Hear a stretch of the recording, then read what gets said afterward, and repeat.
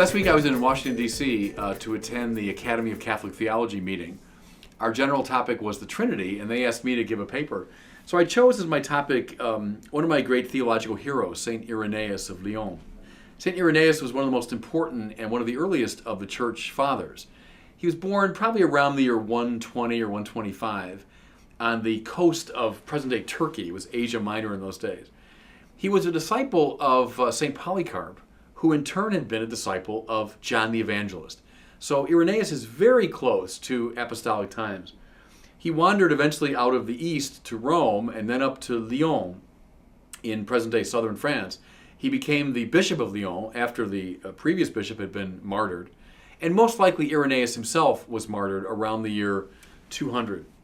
To give you a sense of the time, he would have been flourishing in writing at the same time as the Emperor Marcus Aurelius and the Emperor Commodus. So in the movie Gladiator, that would have been exactly the era of St. Irenaeus. Well, what I took as my topic in the paper is what I think is the master idea in Irenaeus, and it's this: God does not need us. Now, I realize that at first blush can seem rather off-putting, like, well, that's good news. Actually, it's remarkably good news. And Irenaeus seeing it was a very important moment in the development of Christian theology. Keep in mind, St. Irenaeus was living at a time when classical mythological religion was in vogue. He knew all about the Roman gods and goddesses who desperately needed us. What I mean is, they needed our sacrifices, they needed our praise. Well, see, the gods who need us eventually will abuse us. They will eventually manipulate us for their purposes. The gods who need us are the ones who will punish us arbitrarily, who will be very upset when we don't honor them sufficiently, etc. What Irenaeus saw was the God of the Bible is not like that. The God who made everything out of nothing does not need anything from the world. And see, what that means is that God's relationship to the world is one of total love. As I've said a million times in homilies and I've written about it, love is not primarily a feeling or an emotion. We look at it that way. We tend to sentimentalize love.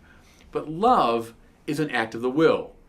To love is to will the good of the other as other. Not to draw the other into my little world, which is what we usually do. So I say, well, I'll be kind to you that you might be kind to me. I'll be good to you that you might be just to me in return. Well, that isn't love. That's just indirect egotism, see? But the God who doesn't need anything can only love the world. That means whatever God wills is for the sake of the world, not for his own sake. That's why Irenaeus, one of the first theologians to talk about creation from nothing. Well, it's the same idea, really.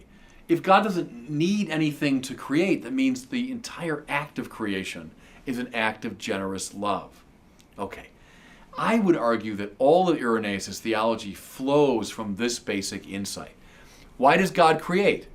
Not out of need, but God creates so as to share his love generously with the world and to give other things a chance to participate in his own manner of being.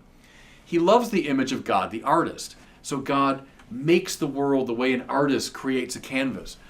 With all this variety, all this color, all this diversity, it's like a great mosaic or a great painting. Or another of his metaphors, like a great symphony composed by a composer using all these different sounds. That's how and why God creates, to manifest his beauty and to give the world a share in his own goodness. Now, at the summit of God's physical creation is the human being, who, like all things, is a reflection of God's goodness. But there's even more, because the human being is given the opportunity to share in God's manner of loving, to love God in return and to love his neighbor. Does God need this? No, God needs nothing. Does God need our moral excellence? No. Is God desperately affected when we don't love? No, that's not the game. That's a pagan game. God wants us to love so that we might participate in his manner of being. And that's why in the fourth book of Irenaeus' great masterpiece called the Adversus Haereses, it just means against the heresies, he says this: the glory of God is a human being fully alive. And that's the linchpin, that's the cornerstone, that's the hinge for all of Irenaeus' theology. The glory of God is not a human being in submission, not a human being doing what he's told. That's more of a pagan idea. The glory of God is a human being fully alive, because God delights in our sharing in his goodness. Well, see, that opens up a whole different spiritual game. That opens up a whole different spiritual world of how we learn to relate to God.